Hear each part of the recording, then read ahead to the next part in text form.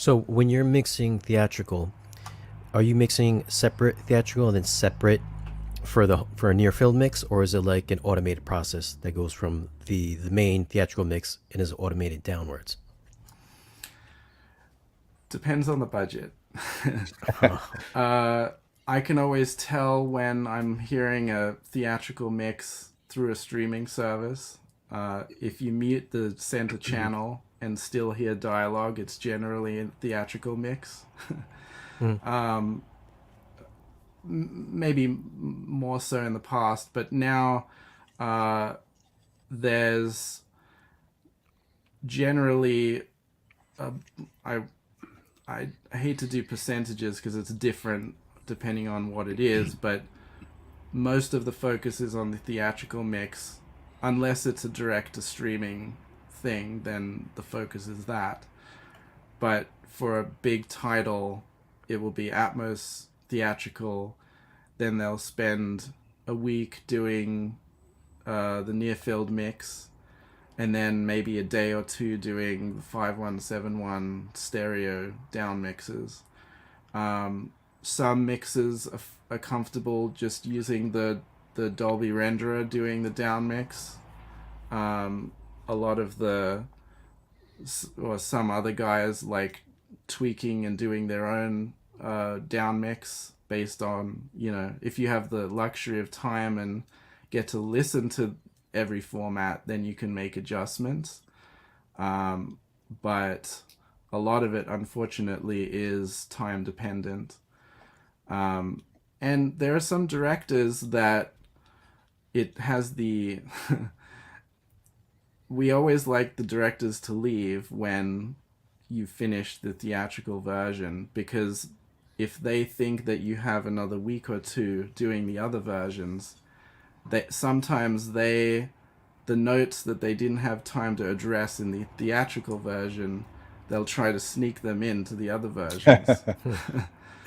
And they're not huge things, but they could be subtle changes that are made. and I've seen movies where I'm sorry, Shane. speaking of time, this guy had a question. How much time was given to the Atmos mix on The Last Jedi? Whatever the answer is, did you feel that there was a compromise on the end result due to time that was given? Oh, For John. Easy now. In other words, he thinks you screwed up, John. He says not hating on the mix, just genuinely curious. Believe it or not, you would think that something like Star Wars or any high budget Marvel show or whatever, you'd think that, the budget is out the window and you try to get the best result that you want. And, it. There are so many factors at play. It's I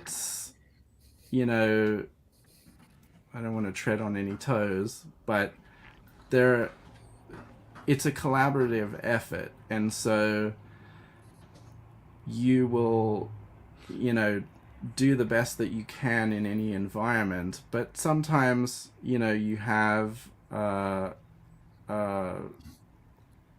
many different opinions from many different people. And I a lot of films that I work on, they do these what do you call them, like test screenings to random people, and then you're having a whole nother set of feedback from random people watching unfinished content. And depending on the scores of those screenings, they will go back, recut the film, re-edit something, re-record the music, do all kinds of stuff. And the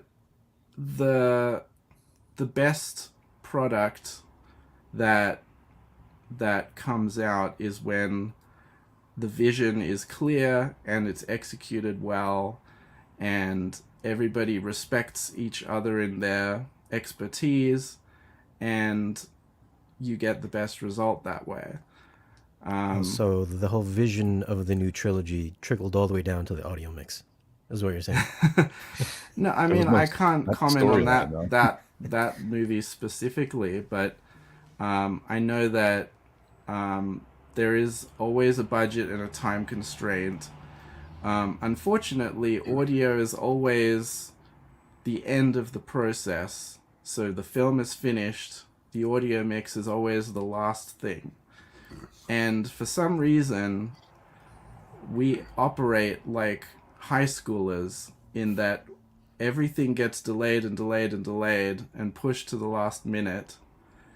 And then everybody tries to cram, you know, and get everything done to make the release date.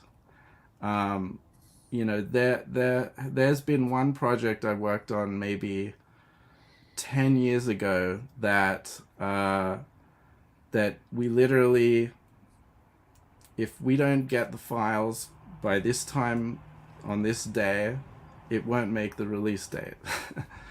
And so, you know, that's when you just do the best that you can, and it is what it is.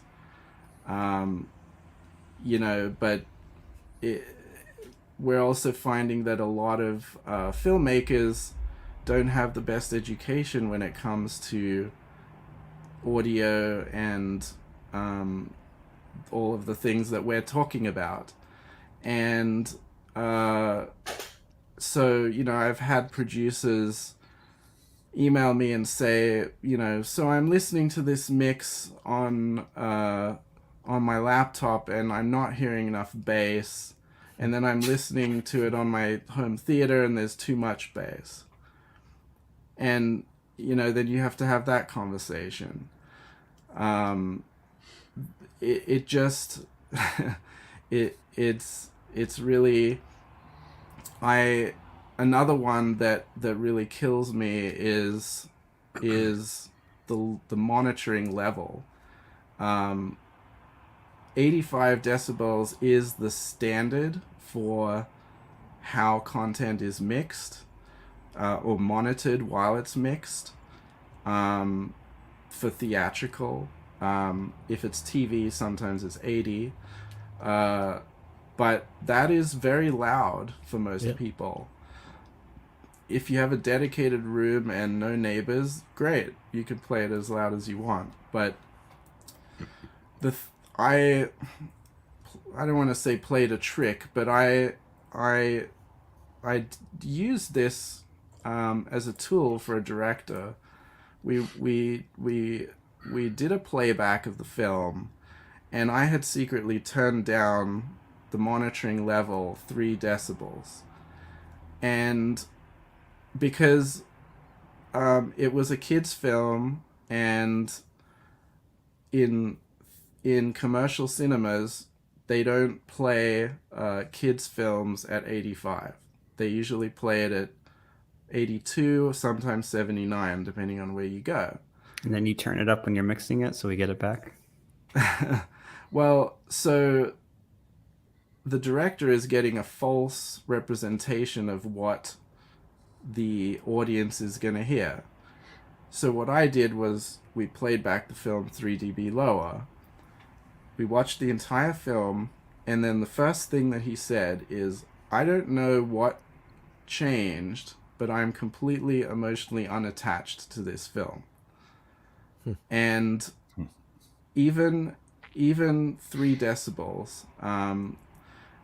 And what had happened was that particular film, all of the emotion came from the music. And I particularly have a big problem with the level that music is mixed in film.